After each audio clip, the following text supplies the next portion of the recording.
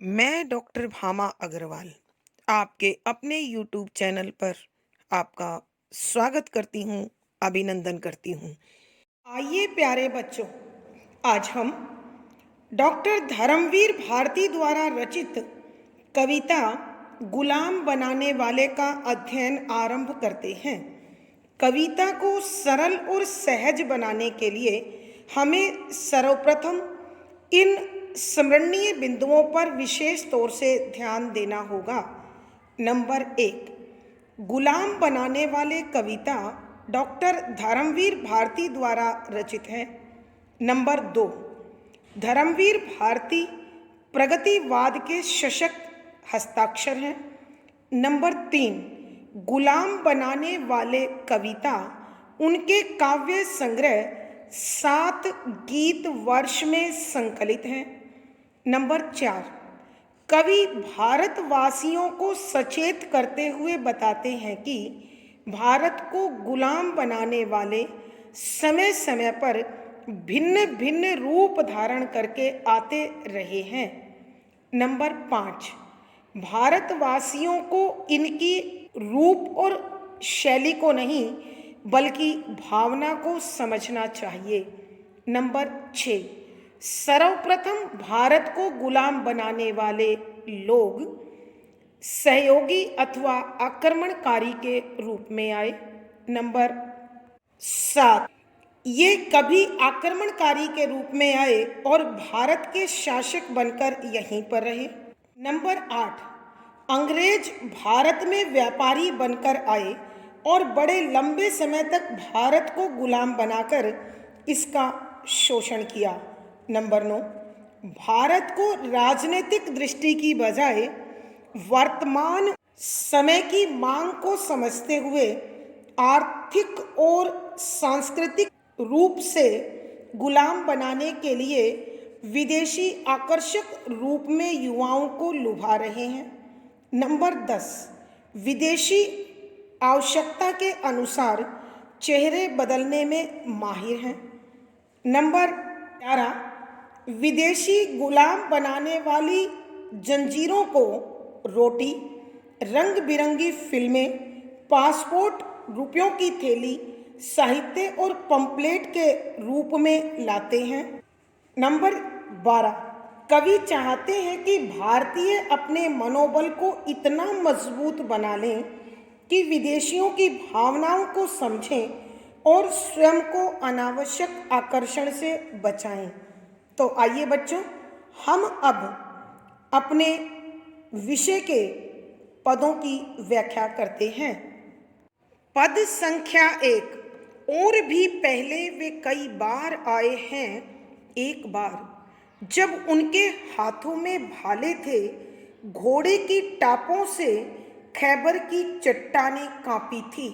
प्रसंग, प्रस्तुत पद हमारी हिंदी की पाठ्य पुस्तक समकालीन हिंदी कविता में संकलित प्रगतिवाद के सशक्त हस्ताक्षर डॉक्टर धर्मवीर भारती द्वारा रचित गुलाम बनाने वाले नामक कविता से लिया गया है।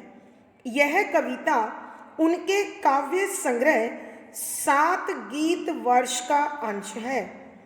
संदर्भ, यहाँ कविवर भारतवासियों को सचेत करना चाहते हैं और वो बता रहे हैं कि विदेशी समय समय पर भिन्न भिन्न रूप धारण कर भारत को गुलाम बनाने की प्रक्रिया को अंजाम देते रहे हैं। यहाँ कवि कब कौन किस प्रकार से आया और कैसे अपने स्वार्थों के लिए भारत का भरपूर शोषण किया और भारतीयों को लंबी दास्ता से शारीरिक, मानसिक, बौद्धिक, आर्थिक और राजनीतिक दृष्टि से कमज़ोर बनाया, उन सब का कवि यहाँ वर्णन कर रहे हैं। और कवि लिखते हैं कि व्याख्या, शब्दों के अर्थ साथ साथ और भी, यानी जो मैं वर्णन कर रहा हूँ इससे भी पहले, वे अर्थात विदेशी जो गुलाम बनाने की इच्छा रखते थे, कई बार, अनेकों बार आए हैं, भारत में आए हैं। कवि अपनी याद में आने वालों के विषय में बताते हैं एक बार, यानी पहले जब उनके हाथों में भाले थे कि वो अपने हाथ में भाले लेकर घोड़े की टापों से घोड़े पर सवार होकर उनके चलने की आवाज़ से, घोड़े के पैरों की आवाज़ से खैबर की चट्टानें अफगानिस्तान और भारत के बीच जो खैबर की घाटी है कांपी कपकपा उठी थी। अर्थात कवि बता रहे हैं कि वो आक्रमणकारी का ही रूप धारण कर कर आए थे और अफगानिस्तान और भारत के बीच के रास्ते खैबर से भारत पहुंचे थे।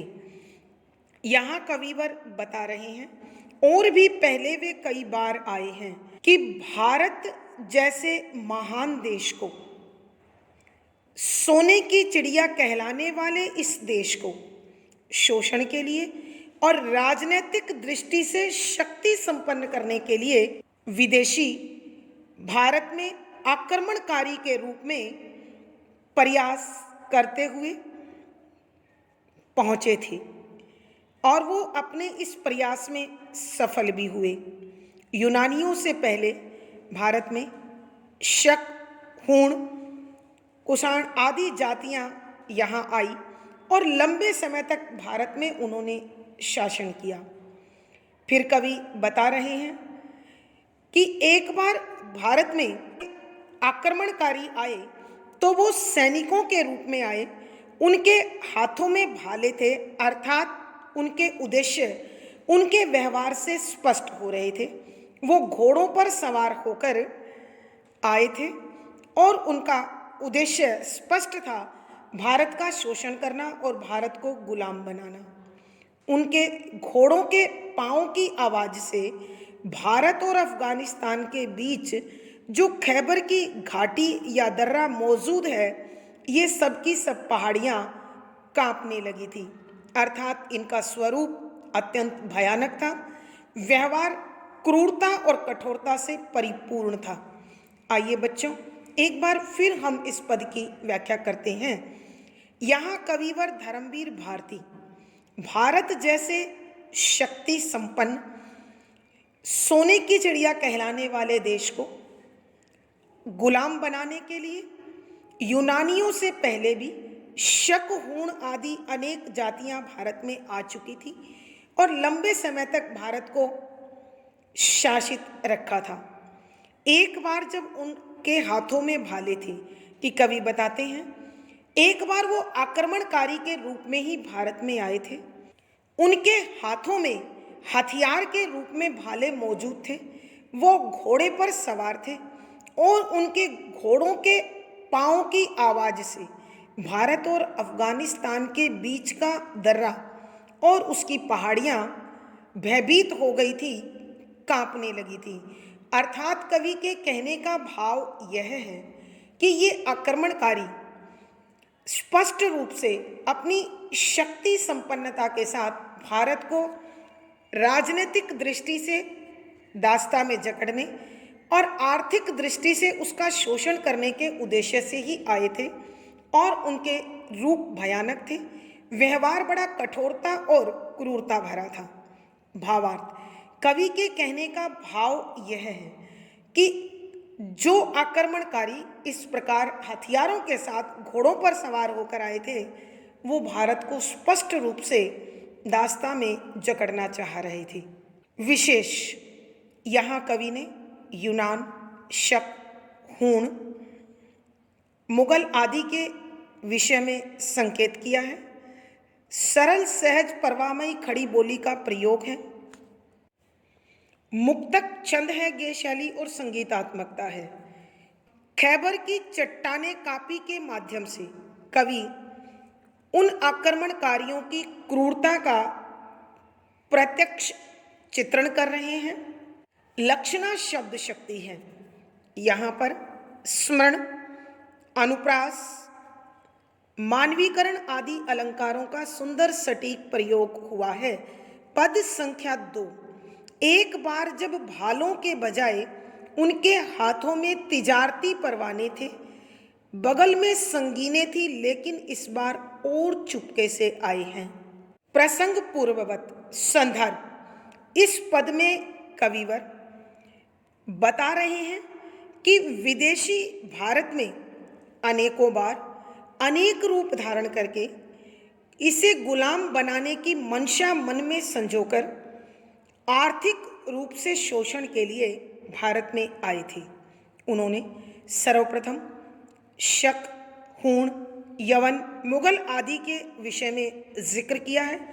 इस पद में वो पाश्चात्य देशों से आने वाली उन जातियों का उल्लेख कर रहे हैं जो व्यापारी बनकर आई थी, लेकिन उनका उद्देश्य भारत का पूर्ण शोषण करना था, भारत को पूर्ण रूप से कमजोर बनाना था।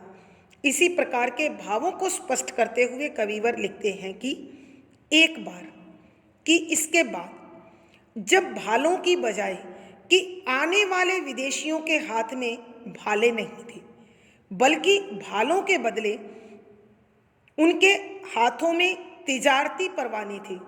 तिजारती व्यापार से जुड़े व्यापारी परवाने चिट्ठियां होता है, लेकिन यहाँ है अनुमति पत्र। बगल बगल यानी बराबर में, साथ में छिपी हुई। संगीने, संगीन बंदूक और बंदूक के आगे जो नुकीला पदार्थ लगा हुआ होता है, तीखी धातु से बनी रचना जो होती है उसके विषय में। चुपके से, शांति के साथ छिपकर, मौन रूप धारण कर, कि कविवर बता रहे हैं कि एक बार वो अपने साथ हथियार नहीं लाए थे, बल्कि हथियारों की बजाय अपने हाथ में व्यापारिक अनुमति पत्र लेकर आए थे। कहने का अभिप्राय यह है कि इस बार उद्देश्य उनका भारत की स्थिति को कमजोर बनाना, राजनीतिक और आर्थिक रूप से उसका शोषण करना था, लेकिन वो आक्रमणकारी का रूप न धारण करके दया के भिखारी बनकर व्यापार करने की अनुमति लेकर भारत में प्रवेश किया। लेकिन व्यापार की आड़ में उन्होंने भारत की आंतरिक शक्तियों को खोखला करना शुरू कर दिया, क्योंकि हाथों में तो उनके व्यापारिक अनुमति पत्र थे, लेकिन उन्होंने अपने पास बंदूकें छिपा रखी थी जिनका वो यथासंभव प्रयोग कर रहे थे। न उनके पास सेना थी और ना ही प्रत्यक्ष हथियार थे, लेकिन फिर भी उन्होंने बहुत लंबे समय तक भारत को गुलाम बनाकर भारत का आर्थिक रूप से शोषण किया और राजनीतिक दृष्टि से भारत की शक्ति को कमजोर किया। आइए बच्चों, एक बार फिर हम इस पद की व्याख्या करते हैं। यहाँ कविवर पाश्चात्य देशों से आने वाले विदेशियों पर प्रकाश डालते हुए कहते हैं कि इस बार जो विदेशी भारत को गुलाम बनाने के उद्देश्य से भारत में आए, वो अपने साथ कोई हथियार नहीं लाए और ना ही उनका स्वरूप आक्रमणकारियों जैसा था, बल्कि वो दीनहीन शक्ल बनाकर, दया के पात्र बनकर, व्यापारिक अनुमति पत्र को हाथ में लेकर भारत में पहुंचे और अपने साथ छिपाकर बंदूकें आदि लेकर आए। अर्थात उन्होंने अपनी वास्तविक शक्ति को छिपा रखा था, अपने उद्देश्य को भी इस व्यापारिक परवाने की आड़ में छिपाया हुआ था। सेना और हथियार न होने के बावजूद भी उन्होंने भारत को बहुत लंबे समय तक गुलामी की बेड़ियों में जकड़ा रखा और आर्थिक रूप से भरपूर शोषण किया तथा राजनीतिक दृष्टि से भारत को कमजोर किया। भावार्थ, कवि के कहने का भाव यह है कि भिन्न भिन्न शक्ल धारण कर विदेशी भारत को कमजोर करने के लिए समय समय पर आते रहे हैं। विशेष यहाँ अंग्रेजों की राजनीतिक कूटनीति पर प्रकाश डाला गया है। सरल सहज परवाहमयी खड़ी बोली है, बगल में छुरी मुंह में राम लकोक्ति का सार्थक प्रयोग हुआ है। लाक्षणिक प्रयोग होने के कारण लक्षणा शब्द शक्ति है। मुक्तक छंद गेय शैली और संगीतात्मकता है। यहाँ अनुप्रास, स्मरण, उल्लेख आदि अलंकारों का सुंदर सटीक प्रयोग हुआ है। पद संख्या 3 आधे हैं जिनके हाथों में हैं कैमरे, थैलियाँ, टूरिस्ट पासपोर्ट, रंग बिरंगी फिल्में, प्रसंग पूर्ववत संदर्भ। इस पद के माध्यम से कवि बताना चाहते हैं कि आज वर्तमान समय में जो वैश्विक स्तर पर एक नई अवधारणा जन्मी है कि किसी भी देश को कमज़ोर बनाने के लिए उसकी आर्थिक और सांस्कृतिक विरासत को, शक्ति को प्रभावित करना चाहिए और उसके बल पर लोगों को मानसिक कमज़ोर बनाकर, मानसिक रूप से गुलाम बनाकर उस देश की वास्तविक शक्ति को क्षीण कर देना चाहिए। इसी भावना को स्पष्ट करते हुए विदेशियों की मंशा को प्रकट करते हुए लिखते हैं कि व्याख्या शब्दों के अर्थ आवश्यकता के अनुसार आधे कुछ लोग हाथों में लेकर आए कैमरे, थैलियाँ, टूरिस्ट पासपोर्ट यानी यात्रा का अनुमति पत्र, रंग बिरंगी फिल्में अर्थात आकर्षक साहित्य। यहाँ कविवर बता रहे हैं कि भारत को आर्थिक और सांस्कृतिक रूप से गुलाम बनाने की इच्छा लिए हुए कुछ विदेशी अपने हाथों में कैमरे लेकर आए, अर्थात उन कैमरों के माध्यम से भारतवर्ष में पर्यटन करते हुए वो उन क्षेत्रों को अपने कैमरे में कैद कर अपने देश ले जाना चाहते हैं जहां भारत की तस्वीर अत्यंत कमज़ोर है, अर्थात उस क्षेत्र की संस्कृति को और उस क्षेत्र की कमज़ोरियों को समझकर वहाँ के लोगों को, क्षेत्रवासियों को उसी प्रकार का लालच देकर वो भारत प्रवेश के लिए उंगली पकड़ना चाहते हैं।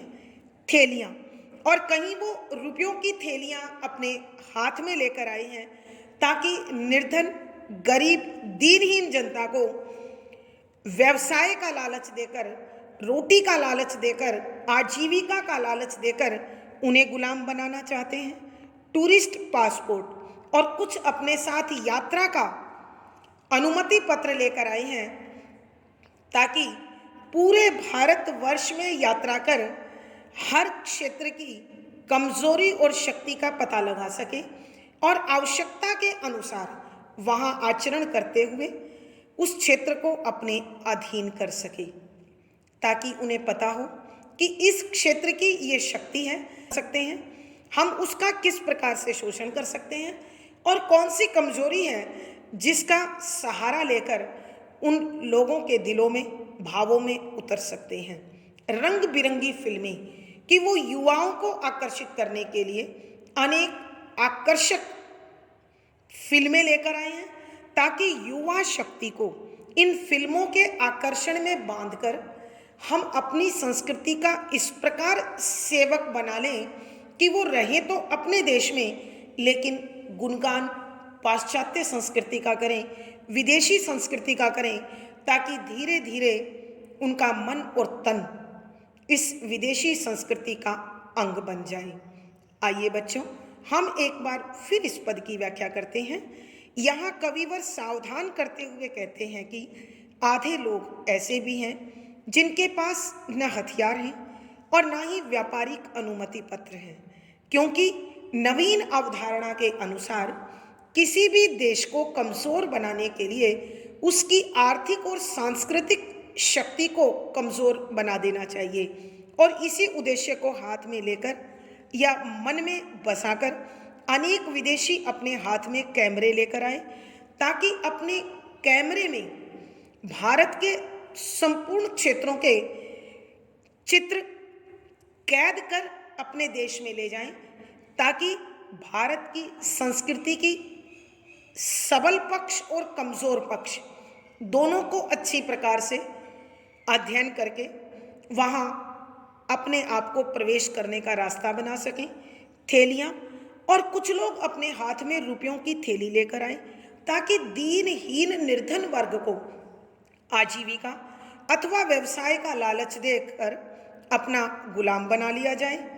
टूरिस्ट पासपोर्ट, और कुछ लोग अपने हाथ में यात्रा का अनुमति पत्र लेकर समूचे भारतवर्ष में घूमते हुए भारत की सांस्कृतिक शक्ति को पढ़ने और अध्ययन करने का कार्य कर रहे हैं, ताकि वो जान सकें कि इस संस्कृति का कौन सा पक्ष ऐसा है जहां हमें सर्वप्रथम अपना प्रभाव दिखाना है। रंग बिरंगी फिल्में, और किसी भी देश की वास्तविक शक्ति उसकी युवा शक्ति होती है। अतः इस युवा शक्ति को अपने आकर्षण में लेने के लिए रंग बिरंगी आकर्षक फिल्में बनाकर लाए हैं, ताकि युवा उसके रंग में रंग कर रहें अपने देश में, लेकिन विदेशी संस्कृति के रंग में रंग कर उसी का गुणगान करें। धीरे धीरे कवि उन्हें मानसिक रूप से गुलाम बनाने की इस भावना के प्रति सचेत करना चाहते हैं।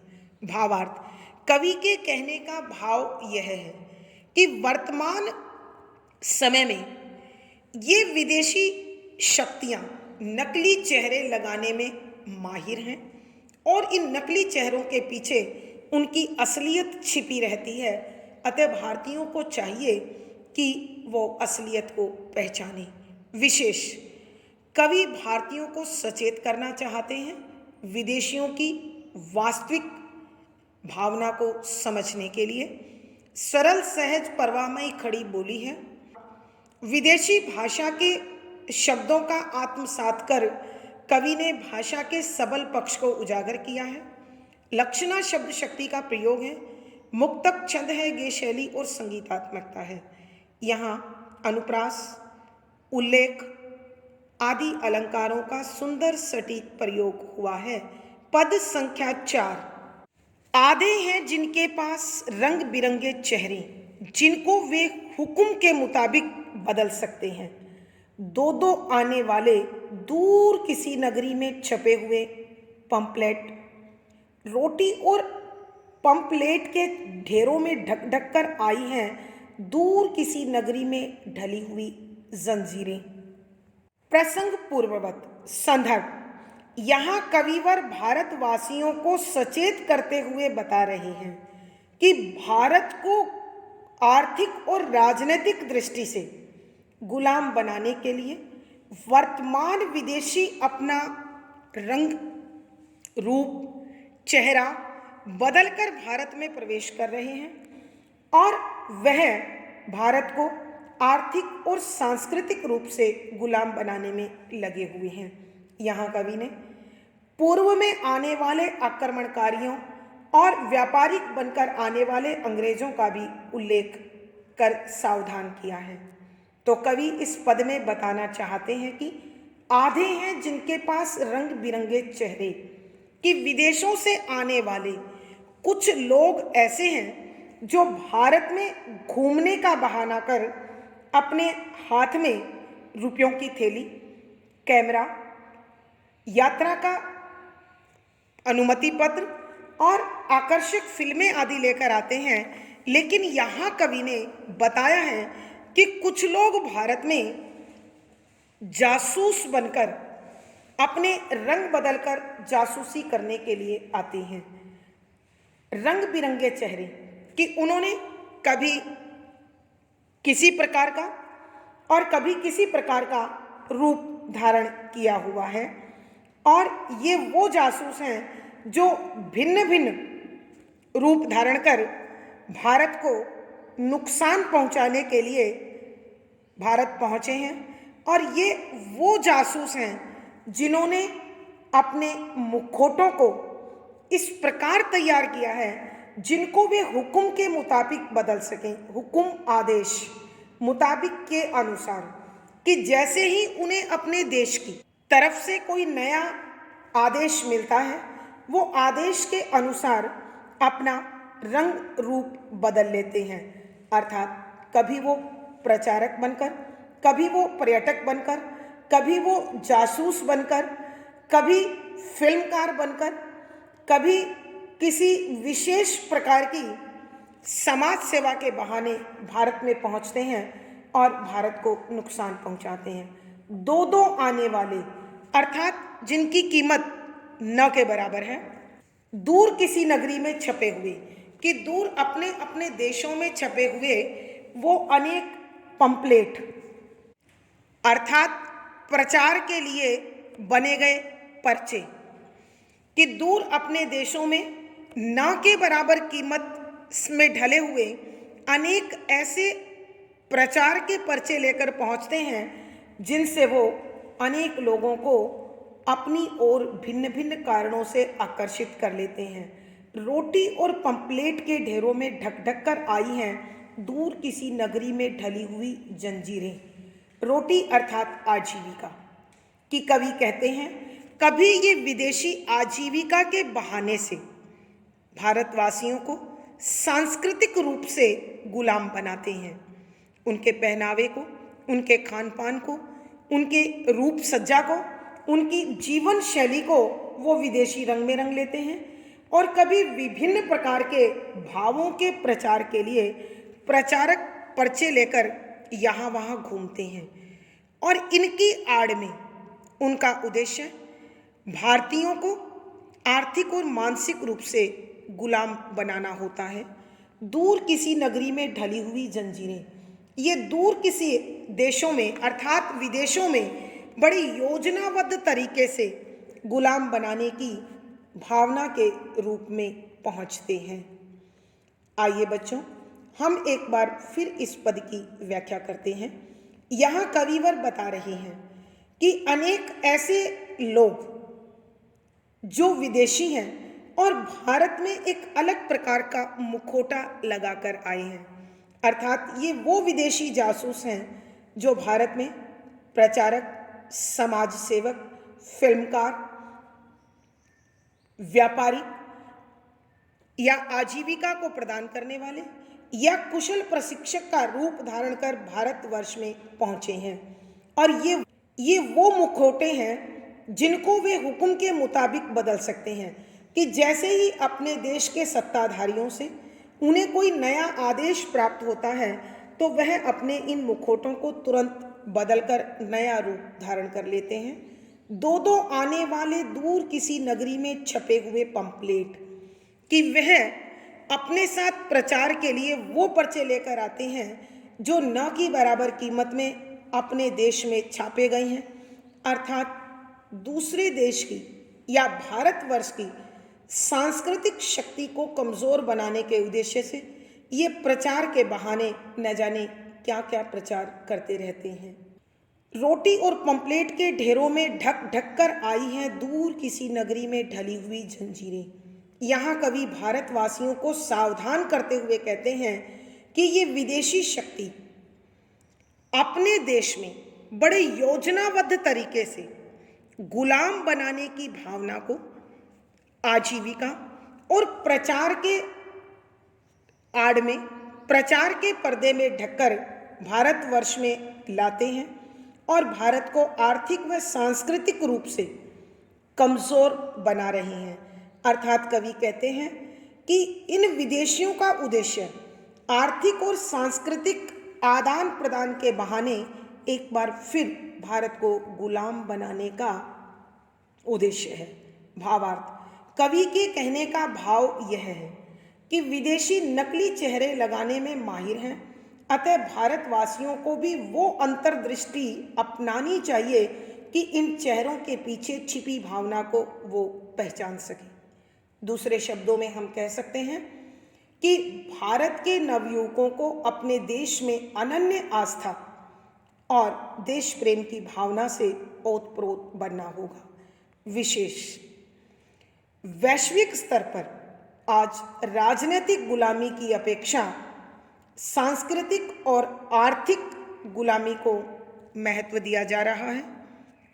शुद्ध साहित्यिक खड़ी बोली का प्रयोग है। यहाँ अनेक विदेशी शब्दों का प्रयोग कर भाषा की संवहन शक्ति को प्रकट किया गया है। लक्षणा शब्द शक्ति का प्रयोग है। मुक्तक छंद गेय शैली और संगीतात्मकता बनी हुई है। इस पद में अनुप्रास, पुनरुक्ति प्रकाश, पदमैत्री आदि अलंकारों का सुंदर सटीक प्रयोग हुआ है। पद संख्या 5। ढंग है नया लेकिन बात यह पुरानी है। घोड़ों पर रखकर या थैली में भरकर या रोटी से ढककर या फिल्मों में रंगकर वे जंजीरें केवल जंजीरें ही लाए हैं और भी पहले वे कई बार आए हैं। प्रसंग पूर्ववत संदर्भ। यहाँ कविवर इस पद के माध्यम से विभिन्न विदेशी शक्तियों के भारत आने और भारत को गुलाम बनाने की उनकी भावना का उद्घाटन करते हुए कविवर बताना चाहते हैं कि उद्देश्य एक है, रूप चाहे उनका कोई भी हो। आज वैश्विक स्तर पर वो पुरानी पद्धतियाँ जिनके माध्यम से दास्ता का प्रसार होता था बदल चुकी हैं और नए रंग रूप में ढलकर आ रही हैं। कवि इसी का वर्णन करते हुए लिखते हैं कि व्याख्या शब्दों के अर्थ आवश्यकता के अनुसार ढंग तरीका है नया नवीन प्रकार का, लेकिन बात यह पुरानी है कि भावना वही प्राधीनता लाने वाली है। घोड़ों पर रखकर, चाहे घोड़ों पर आए या रुपयों की थैली के रूप में आए या आजीविका का बहाना बनाकर आए, फिल्मों में रंगकर अर्थात रंग बिरंगा साहित्य लेकर, जंजीरें, श्रृंखलाएं, कड़ियां। कवि कहते हैं कि दौर नया है, अतः गुलाम बनाने के तरीके भी नए हैं। वो प्राचीन और पुरानी परंपरा जो पहले प्रचलित थी आज कुछ हद तक ही विद्यमान है, अधिकांश उसका परिवर्तन हो चुका है, क्योंकि आज वैश्विक स्तर पर आर्थिक और सांस्कृतिक गुलामी को विशेष तौर से महत्व दिया जाता है। तो कवि बता रहे हैं कि भारत में आने वाले ये विदेशी अपने नए तौर तरीकों के साथ भारत को गुलाम बनाने के लिए आते हैं। इनके ढंग में कोई विशेष अंतर आया हो ऐसा नहीं है। कभी ये घोड़े की पीठ पर लादकर, कभी ये धन को थैलियों में भरकर, कभी ये रोटी से ढककर अर्थात आजीविका का बहाना बनाकर या रंग बिरंगे साहित्य का आकर्षण पैदा कर ये विदेशी शक्तियां भारत के लिए हमेशा गुलामी की जंजीरें ही लाती रही हैं और ये देश में पहले भी अनेकों बार आ चुके हैं और हर बार उद्देश्य उनका हमें गुलामी की बेड़ियों में जकड़ना ही रहा है। वक्त के साथ हथकंडे बदले, व्यवहार बदला, रूप बदला, लेकिन उद्देश्य नहीं बदला। तो यहाँ कवि के कहने का अभिप्राय यह है कि तरीका कोई भी हो, उद्देश्य एक है। अतः भारतवासियों को इनके चेहरे पहचानने की क्षमता उत्पन्न करनी होगी। आइए बच्चों, एक बार फिर हम इस पद की व्याख्या करते हैं। यहाँ कविवर भारतवासियों को सचेत कर कहते हैं कि आज वैश्विक स्तर पर नए दौर में गुलाम बनाने के तरीके भी नए हो रहे हैं, लेकिन प्राचीन परंपराएं भी आज कुछ हद तक विद्यमान हैं।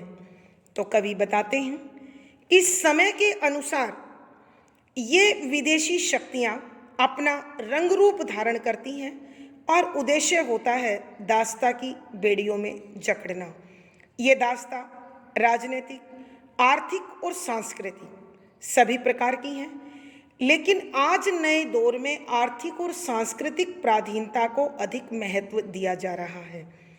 अतः कवि इन विदेशी आक्रमणकारियों के भारत आगमन के स्वरूप का वर्णन करते हुए कहते हैं कि कभी ये घोड़े पर हथियारों को रखकर आते हैं, अर्थात उनका सीधा लक्ष्य आक्रमण कर देश को पराधीनता में जकड़ना होता है, या थैली में भरकर, अथवा कभी ये रुपयों को थैली में भरकर लाते हैं।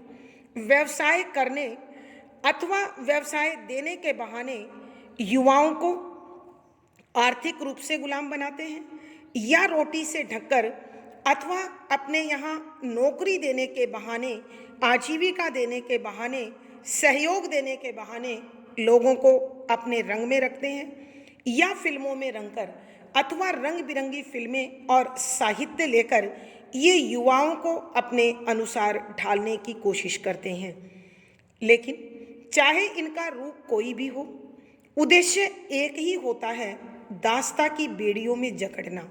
वे जंजीरें केवल जंजीरें ही लाई हैं कि उनका रंग रूप आकार चेहरा कोई भी हो, उद्देश्य होता है भारतवासियों को छीन बनाना, उन्हें दास्ता की बेड़ियों में जकड़ना और शोषण करना। और भी पहले वे कई बार आए हैं कि इससे पहले भी वो भारत में अनेकों बार आ चुके हैं।